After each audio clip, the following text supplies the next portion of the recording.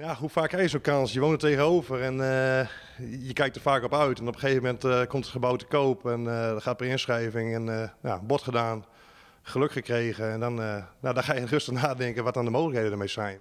Een bijzonder oornachtingsplak. Na 2 jaar verbouwen kunnen toeristen nou aan zijn sliepen. In de tjerken van Münchesiel. 3 kamers zijn gerealiseerd.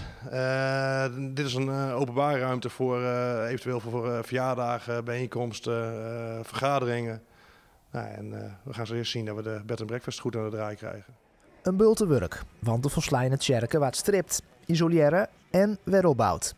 Dit is een gedeelte van de dakconstructie wat we weer terug hebben laten komen door de muren niet te gek te isoleren, maar wel goed. Maar dat je wel de oude elementen in het zicht allemaal houdt. In Kwatten komen de eerste gasten. Op 23 april krijgen meesken uit de omjouwing de gelegenheid om binnen te zien. Wat vinden de inwoners van het dorp van het resultaat? Ja, alleen maar positieve reacties eigenlijk. Ja, ook van het begin af aan met de bestemmingswijziging nog geen bezwaar over gehad. De buurt komt regelmatig binnenlopen om te kijken van wat is de stand van zaken, wanneer gaat het open. Ja, mensen zijn nieuwsgierig en dat is alleen maar goed, denk ik.